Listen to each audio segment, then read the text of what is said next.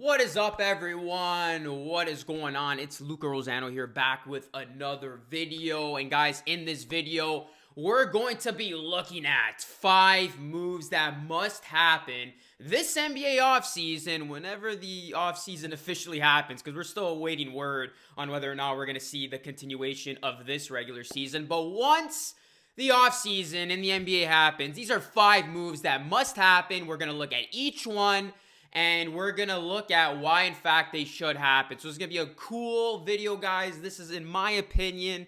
And before we get right into it, please drop a like on this video. Let's get to 100 likes. Subscribe to the channel if you are new. Hit post notifications and follow me on social media. I'm making killer content on TikTok. Go and follow me on there. Almost at 1K followers. Instagram, Twitter, Facebook. Yes, I still use Facebook. I'm that old. Hit me up down below. All the links to my social media channels or my usernames to my social media channels will be down below. So guys, let me know what you think. Enjoy this video, and we're gonna get right into it. Here are some moves that must happen once the NBA offseason rolls around. And we're gonna start with the first move. Kevin Love to the Blazers. It's been rumored that Kevin Love would be on the market at the NBA trade deadline, but the Cavaliers decided to stand put and do nothing. I believe Kevin Love will finally get traded this NBA offseason, and it's been rumored that Kevin Love prefers the Portland Trail Blazers as his trade destination. Kevin O'Connor said this about the potential move. Nurkic will return, and Love would be a terrific front court partner because of his perimeter shooting and playmaking ability.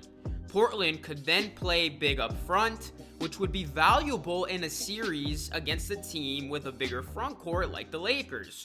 Or it could go with Love at center, which could be useful against the Rockets, who often size down with PJ Tucker at center. Now, Love to the Blazers would finally give Portland a legitimate third all-star with Lillard and CJ McCollum, assuming the Blazers don't bring back 35-year-old Carmelo Anthony. Kevin Love has averaged 17 points and 8 boards this season and is still playing at a very high level. Now, the Blazers do have matching contracts in Whiteside and Bazemore to make this trade happen, but it is worth noting that both will be free agents this summer, but a sign and trade scenario would still be possible. Kevin Love must be traded to the Portland Trail Blazers.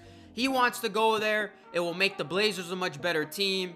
So this is one of the moves that's going to start off our list. Let's look at the next move here of an NBA move that must happen this NBA offseason. Devin Booker to the Minnesota Timberwolves. Yes, we all know that the trio of Karl Anthony Towns, D'Angelo Russell, who was recently traded from the Warriors to the Timberwolves, and Devin Booker, they all have plans of one day playing with each other. And I mean, the Timberwolves currently have 2 pieces to that puzzle complete, and now they're only missing Booker to complete their trio. This is something that must happen sooner rather than later. So how could the Timberwolves trade for Devin Booker to make this a reality? Well, with James Johnson being the salary that can help the Wolves get up to that Devin Booker number, Minnesota would then fill out the rest of the deal with young players and draft picks. Assuming Jalen Noel and Naz Reid don't really move the needle for Phoenix, Rosas will need to send an historic amount of draft compensation in this potential trade.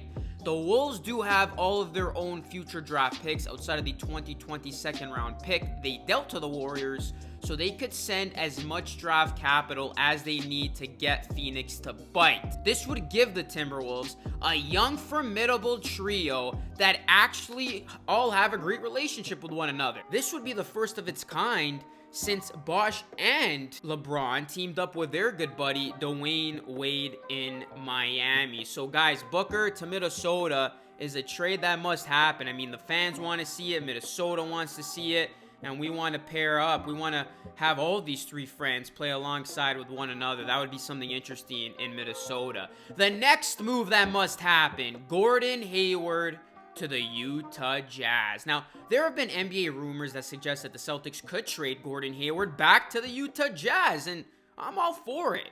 Hayward played some of his best basketball for the Jazz before signing that lucrative deal with the Celtics. bringing Hayward back to Utah somewhat makes sense for the Jazz, because before he left the Jazz in the summer of 2017, Hayward was considered as the face of the franchise for years. Hayward may have been a disappointment in Boston, but reuniting with the NBA team that turned him into an all-star caliber player may help him return to his old self. Now, for this trade to happen, most likely the Utah Jazz would have to send a package that would include Bojan Bogdanovic, Joe Ingles, Royce O'Neal, and Ed Davis. So, I mean, if you're the Jazz, you're getting your once face of the franchise to return. And if you're the Boston Celtics, that would be a no-brainer to add all those assets for pretty much a player that is not needed on your team as of now. The next trade that must happen, DeMar DeRozan to the Orlando Magic. DeMar DeRozan, he might be on the move once again. The disgruntled star is reportedly not happy in San Antonio. A report from Yahoo Sports, Chris Haynes, claimed that DeRozan may actually decline his player option, which is currently at $27 million, to remain a Spur if an agreement cannot be reached before the June 30th deadline. Now, I think DeRozan's days as a Spur, guys, are unnumbered, and he should be traded to a franchise that is in desperate need of a high caliber wing scoring option, and that would be the Orlando Magic. Could you imagine pairing DeRozan with Vucevic? That would make the Magic a quiet dark horse in the Eastern Conference. Andy Bailey of Bleacher Report believes that DeRozan should be Orlando's top trade target. He went on to say this: DeRozan may not do a ton to move the needle in terms of efficiency, but he would provide volume and could possibly pull defensive attention away from Evan Fournier and Nikola Vucevic. He also might hurt Orlando's top 10 defense, but there might be enough talent on that end with Markelle Fultz and Jonathan Isaac to cover for DeRozan's shortcomings.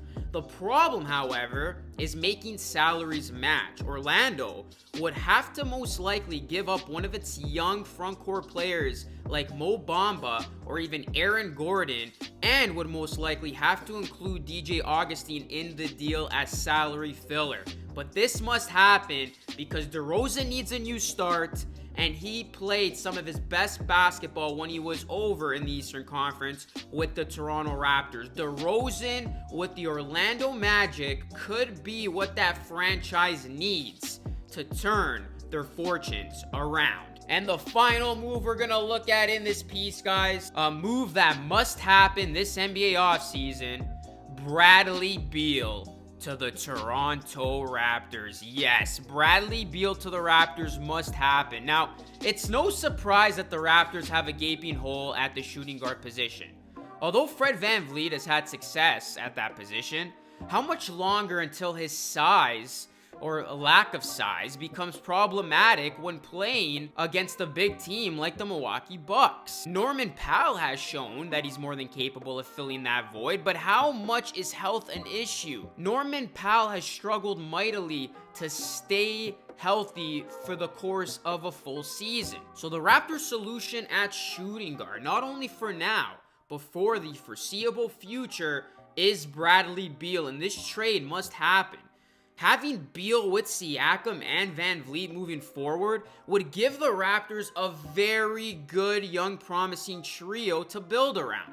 The issue here is that the Raptors would have to give up OG Anunoby, a player that I'm super fond of, and he is the real prize for the Wizards in a potential deal of this magnitude.